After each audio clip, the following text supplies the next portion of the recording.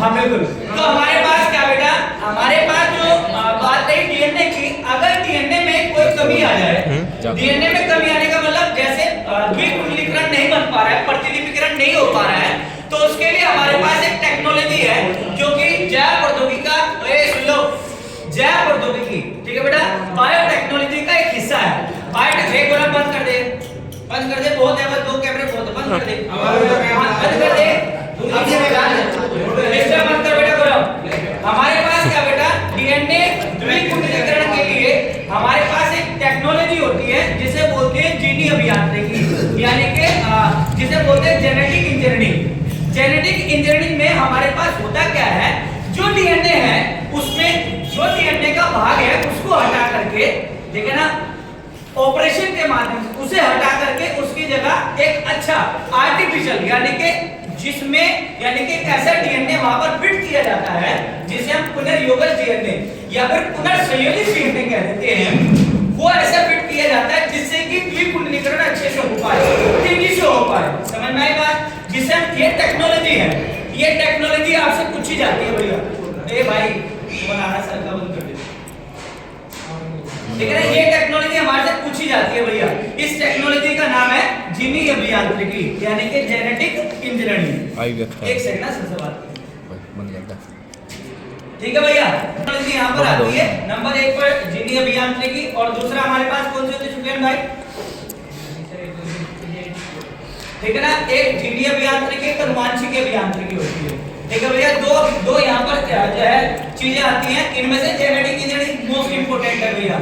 जैसे यहाँ पर जो है ना, जैसे ऑपरेशन है वो पूरी तरह से भाग बनाया जाता है कि किस तरह से सबसे पहले वांछित डीएनए को वहां से अलग किया जाता है, अलग करने के बाद फिर ऐसा डीएनए ढूंढा जाता है जो वहां पर फिट बैठे, यानी कि जिसमें क्या बेटा, जिसमें प्रोडक्शन पावर, यानी कि जिसके अंदर जो फर्टिलिटीकरण है वो अच्छे से हो पाए, उस डीएनए को फिर वहां पर चिपकाया जाता है और फिर व्यवस्थित, यानी कि पूरा एक प्रोसेस होता है जिसे आपने याद रखना होता है, ठीक है भैया।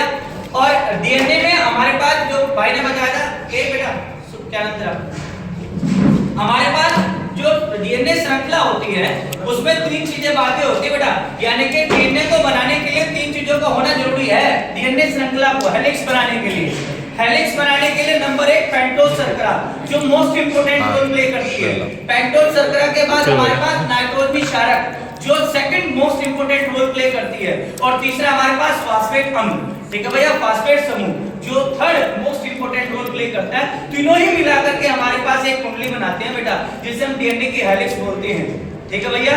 उसके बिना हमारा डीएनए तैयार नहीं होती। और भाई निखिल भाई ध्यान से सुने, हमारे सब में बायोलॉजी एक ऐसा सब्जेक्ट है, भले ही आपने ना लिया हो, ठीक है भैया, पर हमारा शरीर तो हमारे साथ है ना भाई, ठीक है ना, अपने शरीर के बारे में नॉलेज रखना हमारी खुद की जिम्मेदारी है, ठीक है भैया।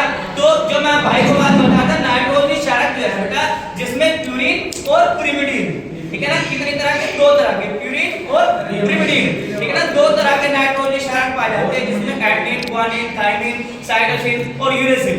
यूरेसिल केवल आरएनए में। किसी एक बच्चे ने वायरस भी बनाया भाई, वायरस बनाया किसी ने, विषाणु बनाया किसी ने, नहीं बनाया। चलिए भैया, एक क्वेश्चन मेरी अपनी तरफ से है, जिस किसी ने कुछ भी नहीं पढ़ रखा उसके लिए मैं आपको देता हूं, ये किसी ने शायद नहीं किया होगा। हमारे पास मैं आपको बता दूं बेटा, डीएनए जो है, डीएनए जीवधारियों में पाया जाता है, सभी जीवधारियों में पाया जाता है, ठीक है ना, पर हमारे पास ऐसे भी जीव है जिनके अंदर केवल आरएनए होता है, डीएनए नहीं होता है, वो होते हैं वायरस, विषाणु। समझ में आई बात? कौन से? विषाणु। विषाणुओं के अंदर केवल आरएनए पाया जाता है, ठीक है ना, डीएनए नहीं पाया जाता है, डीऑक्सीराइबोस श्रृंखला नहीं पाई जाती है, ठीक है बेटा। तो ये आपने याद रखना है, और जो आप नहीं बना करके लाए हैं वो प्लीज कुछ पढ़ लीजिएगा, क्योंकि हमारे पास जो है एग्जामिनर जो आएगा वो आपसे सवाल जरूर पूछेगा, ठीक है ना, आपको सुखाई नहीं छोड़ेगा भैया, जरूर पूछेगा कुछ ना कुछ सवाल। और रही बात फिजिक्स की, फिजिक्स में मुझे इतना कुछ खास आता नहीं है, वो सर बताएंगे आपको।